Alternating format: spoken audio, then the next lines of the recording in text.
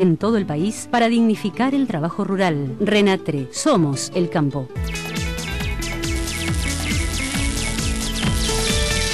30 minutos después de las 10 de la noche, estamos con Juan Manuel Casela. Ya hablamos de la pelea en un ratito, pero hubo elecciones en España. Triunfó Rajoy del Partido Popular, un hombre que ya había sido derrotado en 2 ocasiones por Zapatero, el hombre que fue el hombre de confianza de Aznar, se negó a renunciar a la presidencia del partido pese a las derrotas y hoy es el hombre responsable del gobierno de España en una crisis que está afectando muy seriamente a Europa. Rajoy dijo: soy presidente de todos. El socialismo, a través del candidato derrotado Rubalcaba, salió a decir: no vamos a permitir un ajuste indiscriminado. Así están planteadas hoy las cosas en España. Una reflexión, Casela, sobre eso. La situación de Europa es muy complicada.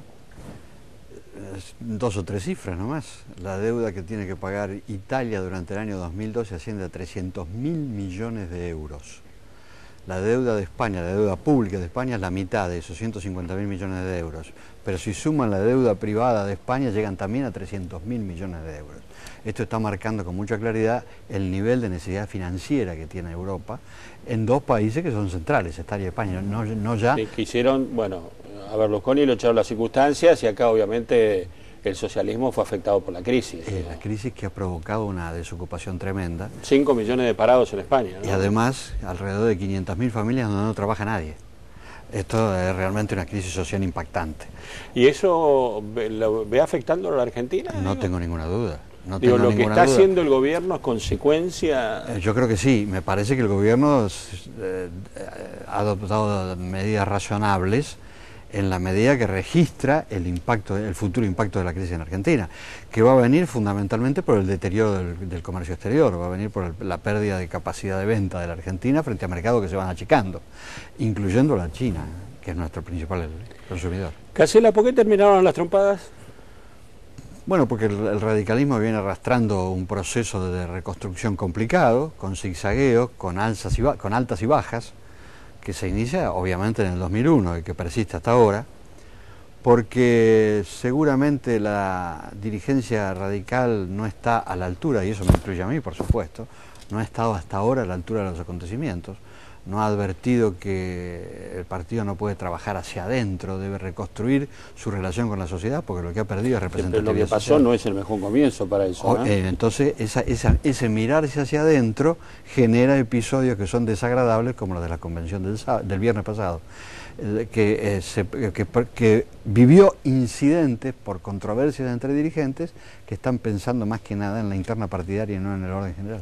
Ahora, por lo que leí, por lo que pude escuchar, nadie defendió el acuerdo de Narváez, más bien el propio Alfonsín también reconoció que había sido un error. El error, yo creo que el acuerdo con de Narváez fue un error desde el punto de vista electoral, no dio el resultado que era previsible en marzo de este año. Vamos a plantear las cosas en su desarrollo.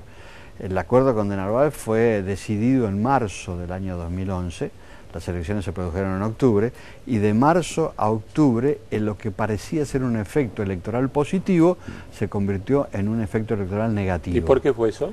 A mí me parece que, en primer lugar, el promedio del votante radical no absorbió con naturalidad el acuerdo con de Narváez, le pareció que no era la mejor relación posible para el radicalismo. En segundo lugar, el socialismo, que formaba parte del esquema inicial, del esquema de alianzas iniciales, decidió no mantener esa alianza con el radicalismo y la rompió con la candidatura de Wiener. Y en tercer lugar, el proceso electoral estuvo asignado por una mala campaña electoral, una inexistente campaña electoral que perjudicó fundamentalmente las chances de los partidos. ¿Es responsabilidad de Alfonsín o del partido? Esa es responsabilidad del partido, porque la mala campaña electoral no solamente se debió a la inexistencia de piezas adecuadas, de piezas de propaganda, de difusión adecuada, sino además por la actitud de dirigentes radicales que públicamente se diferenciaron del candidato presidencial. Sí, bueno, el escándalo de Mendoza, por ejemplo. El escándalo de Mendoza, por ejemplo. Todo esto el propio de Narváez terminó diferenciándose de Alfonsín al final de la campaña. Claro, porque todos esos elementos contribuyeron a desmejorar una campaña electoral que se había iniciado bien.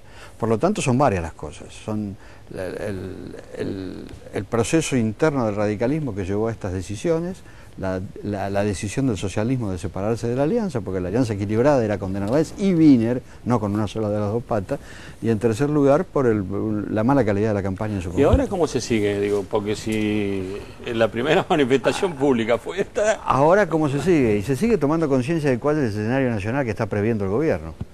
¿Cuál es ese escenario? Ese escenario es un bipartidismo, de hecho, donde el foco progresista lo ocupe el oficialismo y el foco promercado neoconservador lo ocupe Macri. El gobierno está preparando ese escenario. En ese escenario al radicalismo ni lo contempla. Ese escenario contempla la canibalización del radicalismo, la destrucción del radicalismo. Algún funcionario de Macri ya lo ha dicho, que va a hablar con intendentes radicales para tratar de llevárselos. Es decir, el radicalismo aparece como el núcleo electoral del cual apropiarse por derecho y por izquierda. La pregunta sería, ¿usted ve sectores radicales que quieren acercarse a Macri? Yo creo que sí. ¿Cree que sí?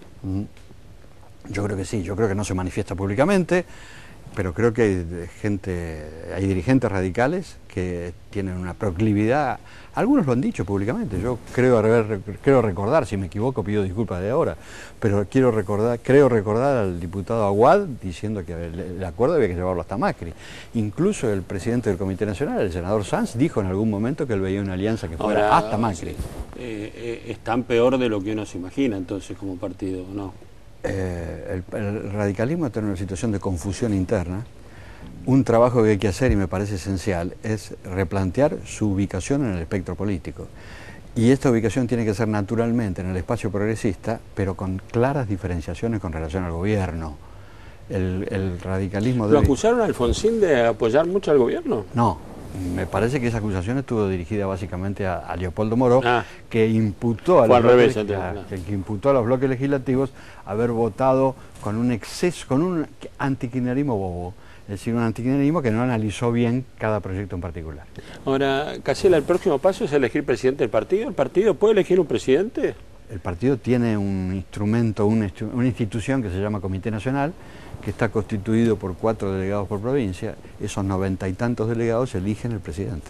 Pero en este momento está el radicalismo en condiciones. Sí, está el radicalismo está en condiciones. El radicalismo además tiene una necesidad institucional de tener un presidente. No puede ¿Y qué evitarlo. perfil sería? ¿Sería Barletta, el hombre del radicalismo santafesino? Hay gente que propone Barletta. ¿Sería usted? Hay gente que me propone a mí.